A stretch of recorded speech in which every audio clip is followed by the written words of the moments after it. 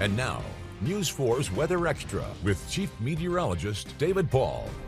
Welcome into Weather Extra. I was at the National Tropical Weather Conference last week in South Padre Island, took a flight to Dallas, and then leaving Dallas on this flight, I was flying around a tornadic cell there in the middle. That was a towering cumulus cloud, a tornado warning with that cell. That's the same system that came on through here last night and early this morning. Stunning to see that from 30-some thousand feet in the sky. Meteorologist Ryan Duggar along my side. The band back together tonight. Yes. I'm excited. Woo! Finally, we've been excited for this. Without us being together on a weeknight. I know, it was great seeing the content that you had coming from the conference, because I'm sure, including me, I was very interested to see what people are saying about the hurricane season coming up. It will be interesting to see how this unfolds. Looks pretty close to normal, a little more active than normal, more than likely, but not maybe as crazy as it could have been last year when we had a lot of variables that were supporting a lot of activity. But hey, you know, it only takes one to make for a bad year. This morning, though, the focus was on this severe weather. We had that line come on through early this morning, and it did impact parts of the Wiregrass. Here's meteorologist Zach Webster with more.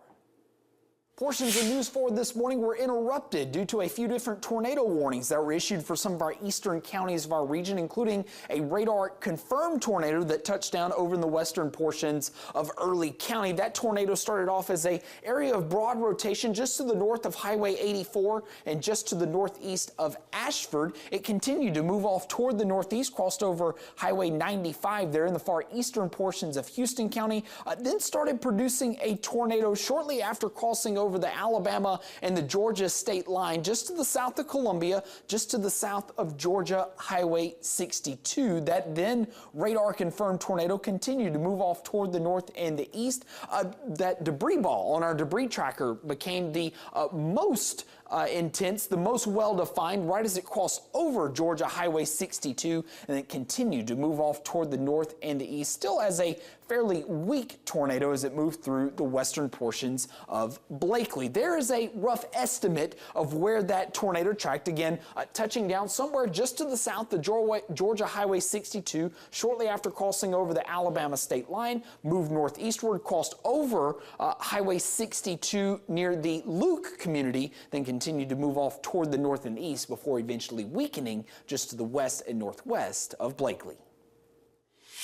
Very active. No surprise, it is April, it is the peak of severe weather season, and that's what happens. Yeah, exactly. I mean, we've been talking about it the past few months. You got that energy in place, and then you got those upper level winds, and when those can intensify a little bit, it's very easy for things to spin up. Yeah, we had a little more of a low-level jet kick in early this morning, too, southeast Alabama into southwest Georgia. Let's check out the storm reports over the past couple days across the south. Active in Mississippi with tornadoes there through Alabama into Georgia. Locally, last night we were tracking a cell that was moving from Pike County into Barber County that did produce a tornado, an EF0 confirmed by the National Weather Service, the Star Hill Road area of Barber County. Max wind 60 miles per hour, path length 0.48 miles. That cell that Zach was tracking this morning, a suspected tornado. Right, exactly. And we saw that the debris was reported along Chauncey Mill Road. And from what he saw, you had some really good circulation right there. And for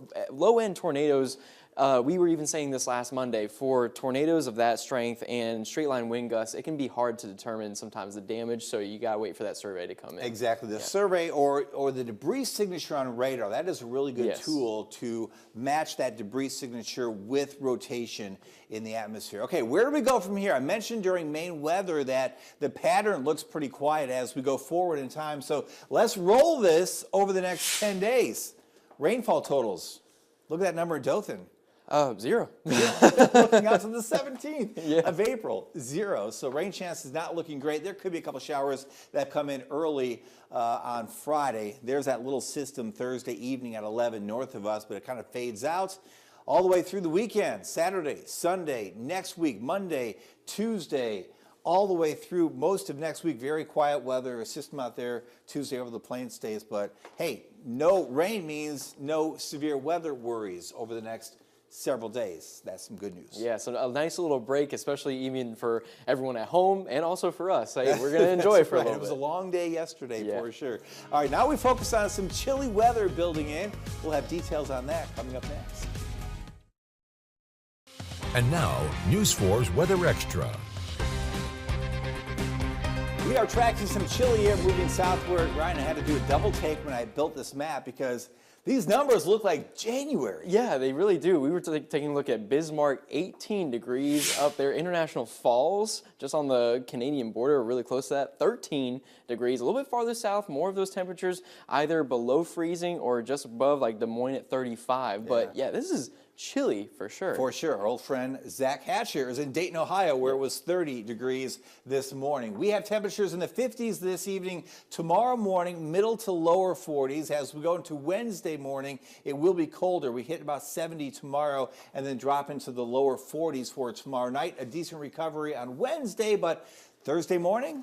Yeah, still more of those 40s to look out for. It picks up a little bit, but still going to be pretty chilly. And we knew that this was going to be a cooler pattern setting up. For sure, yeah. We've been tracking this for a while. So the records are really cold. We're not going to be in record territory, maybe in the territory, but we're not going to reach the record. Tomorrow morning, it is 37. We're shooting for 46.